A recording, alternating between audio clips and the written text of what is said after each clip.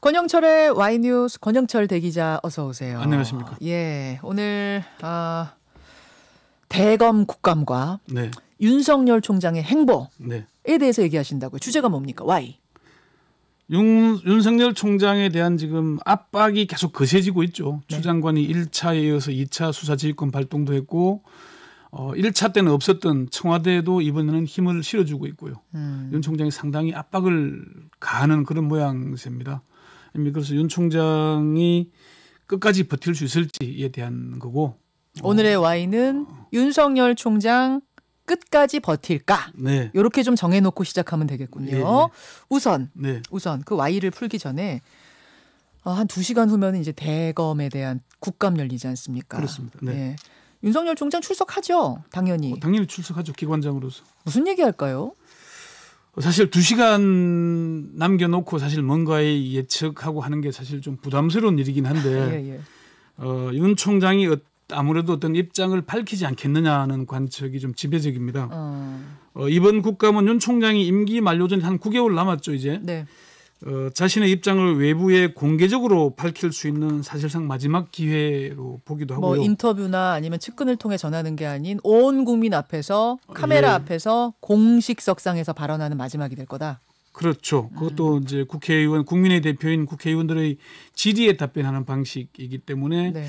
작심 발언을 쏟아낼 가능성이 높지 않겠냐. 그렇게 나옵니다. 우선 그 2013년 국정원 특별수사팀장에서 배제된 뒤에 그때 국정감사장이 했던 말 다시 한번 들어보시죠. 2013년.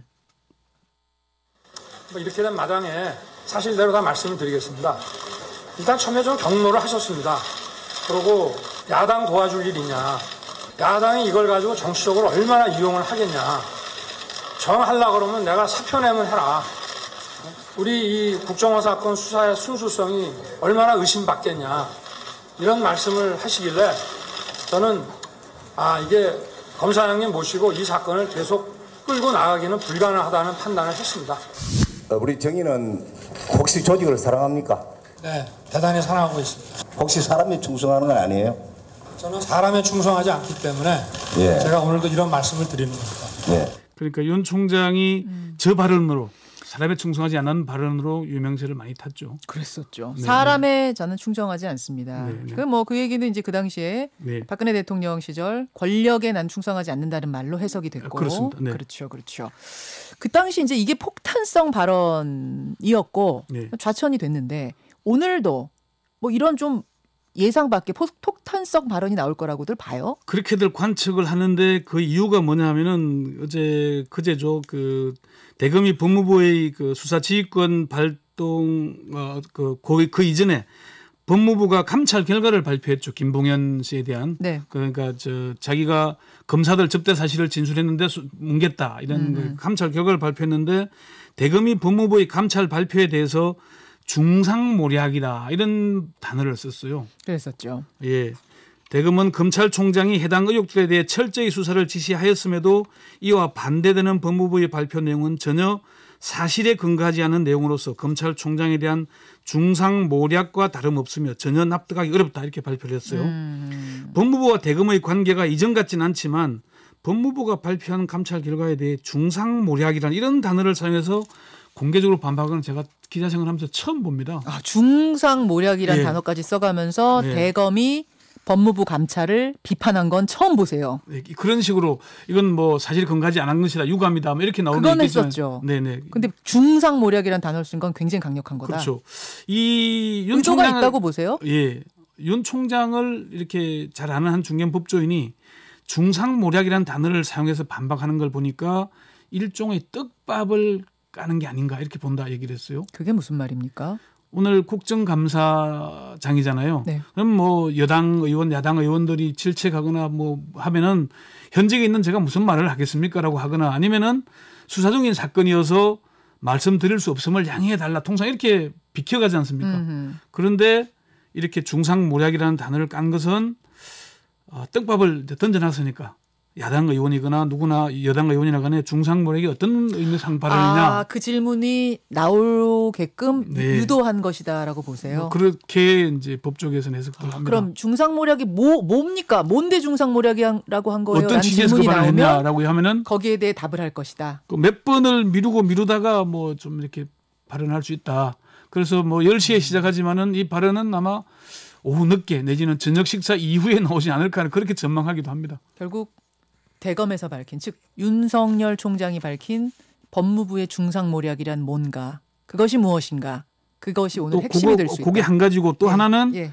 윤 총장이 추 장관의 수사 지휘권을 수용하면서 수사팀은 검찰의 책무를 엄중히 인식하고 대규모 펀드 사기를 저지른 세력과 이를 비호하는 세력 모두를 철저히 단죄하라는 의미심장한 메시지를 남겼잖아요. 네네. 이게 이제 어떻게 보면은 뭐 금융권을 겨냥한 것일 수도 있고 또 여야 관련 정치인들을 겨냥한 것일 수도 있기 때문에 상당히 의미 있는 발언들이 나오지 않겠나. 그래서 그렇게 보는 그래서 이유입니다. 이제 폭탄 발언이 나올 거다. 그런 얘기를 하는 거군요. 전망들 하는 겁니다. 오늘 이제 대검 국감이에요, 여러분. 네. 그러니까 추미애 장관이 나오진 않는 거거든요. 법무부가 나오진 않거든요. 결국은 윤 총장, 대검 여기에 동무대가 될 거고 그렇습니다. 어떤 이야기가 나올지 미리 한번 좀 예상을 해봤습니다. 네. 자, 예상은 예상이고 오늘 네. 주제는 이제 그게 아니잖아요. 네. 윤석열 총장이 결국 사퇴를 할 것인가? 아니면 이 상황에서도 계속 버틸 것인가? 어떻게 보세요? 이미 제가 지난 8월에 한번 수사지휘권 발동 직후에 한번 다뤘었죠, 이 문제를. 했었어요. 그때는 버틸 것이다.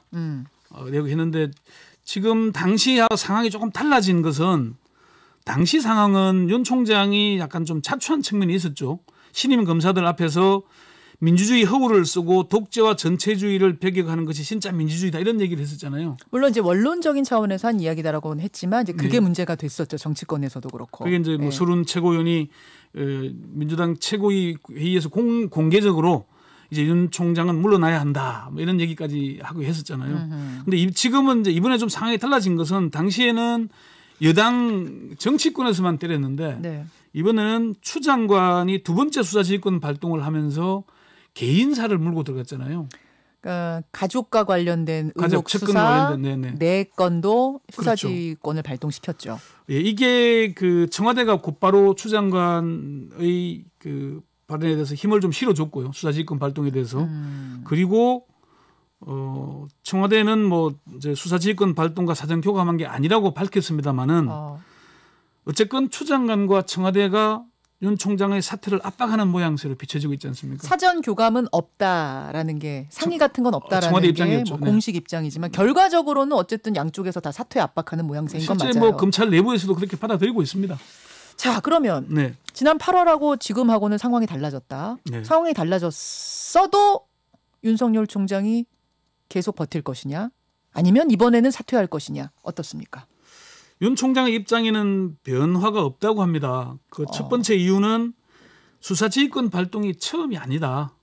두 번째죠. 예, 이미 뭐 처음 수사지휘권 발동을 했을 때는 검사장 회의도 소집하고 의견도 수렴하고 뭔가 좀 긴장하는 모양새였잖아요. 네. 이번에는 수사지휘권 발동을 한 지 30분 만에 수용한다고 밝혔죠. 그건 어떻게 해석하세요, 권 기자? 네. 30분 만에 바로 그냥 수용한 거? 그건 뭐 이미 뭐 예상했다거나 그럴 걸로 봤다는 거죠.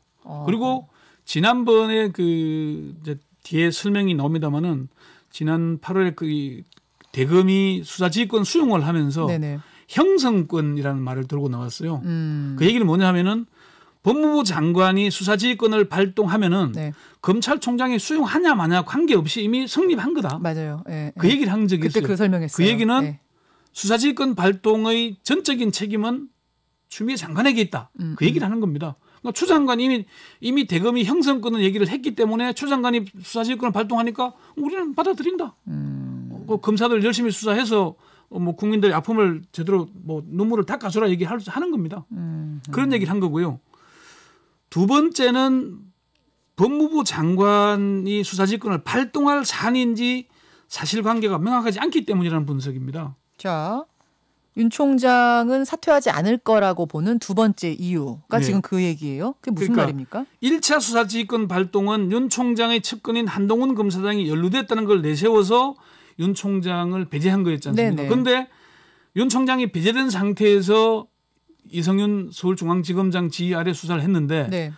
채널A 기자는 기소를 하면서 한동훈 검사장은 기소를 못했어요. 못했어요. 공범으로 기재하지 못했습니다. 네네. 그 얘기는 결국은 수사지휘권 발동이 적절했느냐의 논란으로 이어지고 있는 거거든요. 이번도 김봉현 씨의 주장에 지금 전적으로 무게를 싣고 있는 거 아닙니까? 수사지휘권 배제가. 물론 김봉영 씨 입장문을 바탕으로 3일간 따로 또 감찰을 해서 확인했다라는 게 입장입니다. 네. 물론 시작은 김봉현 편이죠. 어쨌건 거기에 무게가 많이 실려 있고요. 그런데 김봉현 씨의 주장은 왔다 갔다 하고 있잖아요. 당장 강기정 정무수석이 5천만 원을 줬다고 했다가 네.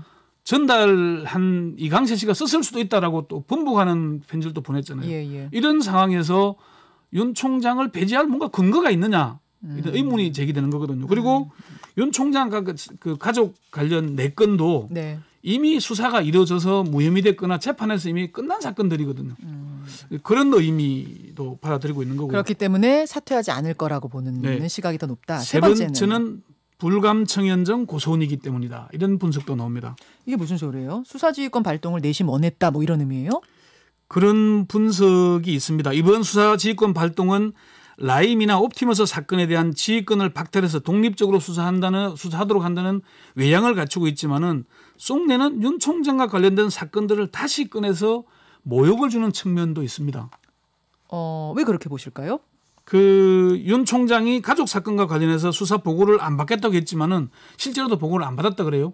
그렇지만은 윤 총장이 지휘권을 가지고 있는 상태잖아요. 그럼 이걸 서울중앙지검이 무혐의 처분했으면은 책임은 지휘권을 갖고 있는 윤 총장에게 돌아오는 거지 않습니까? 자기 가족들이라서 봐줬다 이런 비난이 가능한데 이제는 수사 지휘권을 배제해버린 상태에서 결론을 내리면은 윤 총장 책임은 벗어나는 거잖아요. 네네. 근데 그런 문제 또 그 이미 그 4건은 기소하기 어려울 것이다라는 얘기들이 이 법조계 분석이 많아요. 그래요. 예, 이미 그리고 당시에 지난해 청문회에서 야당 의원들이 그 문제를 제기했을 때 여당 의원들이 방어를 계속 했잖아요. 그렇죠. 뭐 인사청문회 때. 예, 정쟁이다. 말이 안 된다. 뭐 그런 얘기들이 했기 때문에 새로울 게 없는 내용인데도 그걸 들고 나온 것은 이미 윤 총장을 모욕 주자는 측면이 아닌가. 그래서 압박해서 나가게 만들려는 차원이 아닌가라고 법조계나 검찰 내부에서는 해석을 하더라고요. 근데 그거를 윤 총장도 알고 있고 그렇기 때문에 오히려 더 버틸 것이다. 차라리 그냥 나를 배제해 주면 이 문제에서 나는 자유로워진다. 오히려 그렇게 받아들인다. 그렇게 윤 총장이 정치를 할지 안 할지는 지금으로서는 예단하기 어렵지만은 네. 정치를 할 경우에 윤 총장은 책임에서 자유로워지는 측면이 있다. 그래서 오히려 그걸 원했을 거다. 이런 해석들도 나와요? 있는 거고요. 자, 윤 총장이 버틸 것이라고 보는 4번째 이유. 윤 총장 쪽에서도 대비를 하고 있기 때문이라는 분석입니다. 어떤 대비죠? 아까 제가 말씀드린 형성권 문제 있지 않습니까? 예. 이미 법조계 내에서는 그런 얘기들이 나오기 시작합니다. 그 추미애 장관의 1차, 2차 수사 지휘권 발동이 직권을 남용한 게 아닌가. 우리가 이미 잊혀지고 있지만은 박근혜 정권 당시에 장관들이 직권 남용으로 수사를 받고 구속되고 한 전례가 있습니다. 네.